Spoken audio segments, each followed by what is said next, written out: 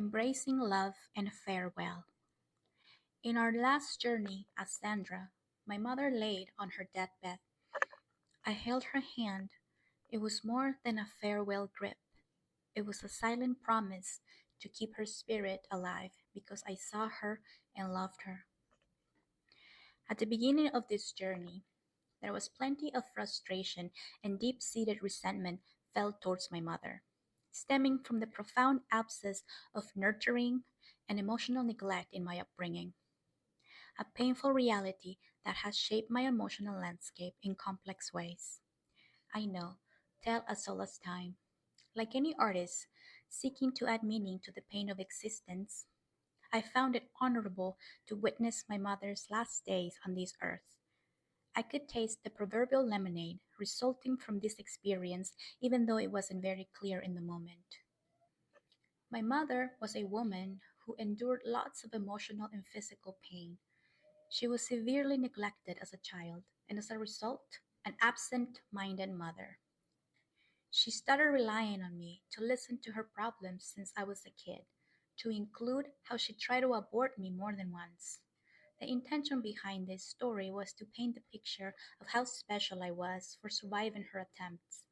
She was emotionally harmful and misguided, but this is not a story about how bad she was. I made peace with that, and I deeply thank her for the effort she did put into bettering my life. My mother was good at pushing others to do better, but not herself. Her well being started declining rapidly after my father divorced her. She never recovered from the emotional pain of feeling abandoned and she started getting sick. She spent most of her money irresponsibly and didn't show any care for how she was going to survive. She just expected her children to take care of her, and I was her top choice. She had been grooming me since I was a child to be hyper responsible and step up for her. The guilt and obligation I felt was insufferable, and she wanted it that way, so she didn't have to put effort into helping herself. After she lost everything she had, she moved in with my brother for about a year. After that, I offered her to live with my husband and I since we had an extra bedroom. I was terrified because I could feel she would weigh heavy on me like she always had. Somehow I felt I had to do the right thing because I also wanted to help my brother out, who didn't have the space to have her in his home. The experience of such perceived guilt to take full responsibility for my mother was akin to carrying a shadow that darkened even my brightest moments, except for one, being pregnant. The enabling had to stop, putting me at a choice point. I started gathering the family, but I exposed the situation and allowed others to step up for her too and lighten my load. It worked out for a while. She lived with me and didn't ask me for much else because that was my boundary. Keeping up with everything else she needed was no longer my duty. I was growing a human and also healing my own emotional pain, preparing for motherhood. She faced a double lung transplant while I was 6 months pregnant, and I believe the anticipation of meeting my son gave her strength to survive it.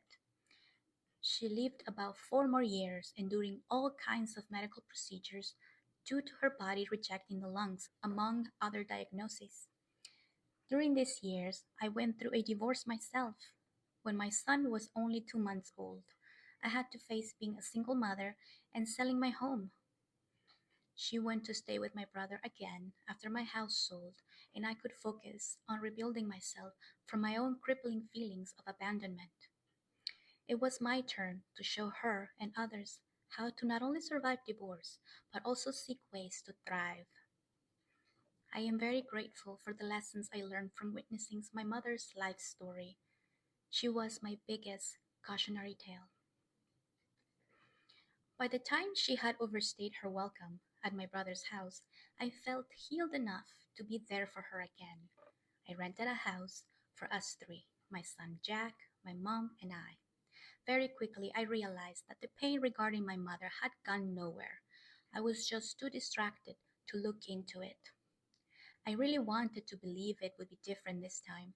However, once again, my mother didn't seem to mind letting herself go in front of my eyes. regardless of my attempts to empower her. This time, she had irreversibly burned all her bridges. I was all she had, and I had a major internal conflict. On one side, there's the allure of immediate satisfaction by putting myself first. I wanted to completely leave her to the consequences of her choices for not demanding more of herself and mindlessly outsourcing the responsibility of her life to me. I was angry, and it was tempting to look the other way and ignore that she needed rescuing. After all, we are in the self love era, and one could easily misconstrue this concept to fit our own selfish narratives. It is now somehow socially acceptable to ignore the other. On the other side of this internal battle is the voice of reason, advocating for what is best in the long run. This side tormented me about future outcomes, responsibilities, and the broader impact of my choices. The harder path often requires discipline, sacrifice, and sometimes foregoing immediate pleasures or desires for the sake of a greater good or a more meaningful achievement. Navigating this internal struggle felt like a balancing act, emotions and desires pulling me one way, while logic and responsibility pulling me another. It was a dance of competing priorities and values, where the right choice was not easy, but it was somewhat clear. I saw the consequences of being passive in love, of not demanding more of ourselves for the sake of the ones we choose to love. What is it all for anyway if we're alone? The last year of her life, I decided to do what I could to keep her happy without hurting myself too much in the process. I knew the end was near, and I didn't want to ignore all the ways in which she improved my life directly or indirectly. How could she have done better? In her world, she was a wilted flower in a forgotten garden. I couldn't help but notice that if only she had overcome herself, this would have been a much different story. That was the nugget of wisdom I needed to do the right thing. This empathy fueled my resolve to be her support system. I overcame myself by virtue of always bestowing that piece of advice to many others. I'd hate to be a hypocrite. With ups and downs, I surrendered to her fate, the one she chose by not choosing to live. For the last 3 months of her life, she pretty much stayed at the hospital, enduring more and more physical pain. Things like getting a breathing tube in just to be removed days later after realizing it wasn't respiratory failure, she was simply having a panic attack. I showed up to visit her often and talked to her about her life, her choices, and asked her what would she do different knowing what she knows now. She regrets not speaking up for herself and give herself permission to have boundaries. Pretty standard regret I hear from people facing death. I was sorry to hear she still had resentment in her heart. I believe is what killed her at the age of 61. My mother never learned English, so part of my job again was to translate for the doctors and make medical choices for her. The time came to have the talk. It was time to choose to let go or keep enduring pain. The doctors who kept encouraging her to fight were ready to stop her meds and offered her to be on palliative care. That meant stopping all her meds that were helping her manage her multiple health issues and only give her meds to provide comfort. Somehow I thought I was prepared to translate. There was nothing else the doctors could do for her. Having to say this to her face felt very surreal. This was it. I felt so much for her. She naturally felt the fear of dying and could not agree to stop her meds. Witnessing her in this state was tough. I felt strong most days. Plus, I had the opportunity of being there for my mother by receiving support from trusted people caring for my son. I felt the culmination of this chapter coming and I chose to love her. When you are being strong for others, there's a deep sense of responsibility that envelops you. It's like wearing an invisible armor, crafted from the need to protect, comfort, and uplift those who are struggling. I found a reservoir of strength within myself that perhaps I didn't know existed, and this discovery has somehow increased my own feelings of safety in this world. I am capable and stronger than I knew. This role also came with its own emotional complexities. Having to set aside my own vulnerabilities, fears, and anxieties to maintain a composed and steadfast front was a lonely endeavor. It was like standing in the eye of the storm, maintaining calm while chaos swirled around me. However, there was a quiet satisfaction and fulfillment that came from being able to be someone's rock. The gratitude, the trust, and the bond that forms when you are strong for others can be incredibly rewarding. It is a testament to the strength of the human spirit and the power of compassion and resilience. My mother confessed to me that she didn't expect it to be me, the one who showed up for her, somehow validating my feelings for her unintentional neglect. During her hospital stay, I witnessed some friends and family who visited her and didn't know exactly what to say, so they just tried to give her hope, and some even questioned her decision to continue to endure. I noticed my mother putting effort into being pleasant, but deep down feeling gaslighted by the hope and disoriented by the lack of touch. It wasn't all bad. Some people showed up and went down memory lane with her, which was nice to see.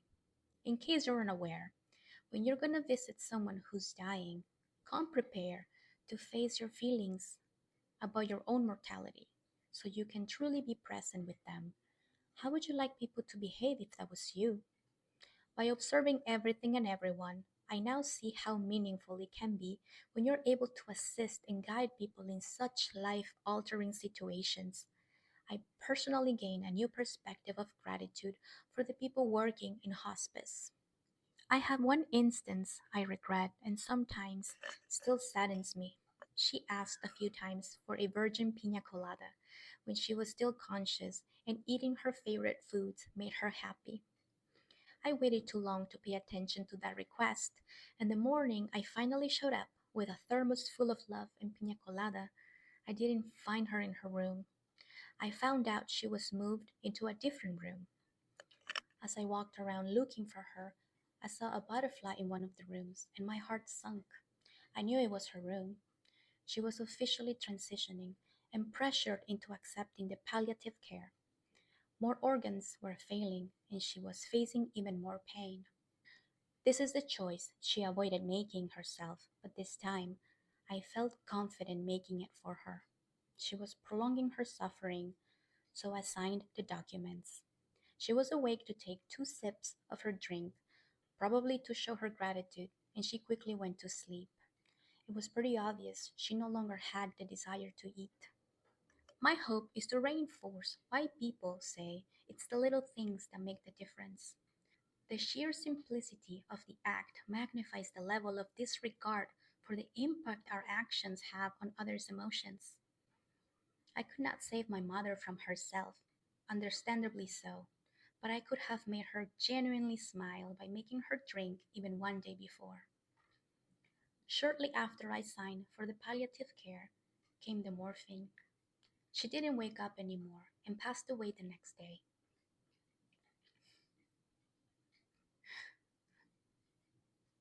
She didn't wake up anymore and passed away the next day. 1 hour after we decided as a family to let her rest by turning off her oxygen, the morphine helped her transition peacefully just like she wanted on February 12th of 2023. This was a transformative journey in my life, and I am happy to report my lemonade turned out sweet, not sour. It is true that when it comes to love, I have only regretted giving too little but never too much.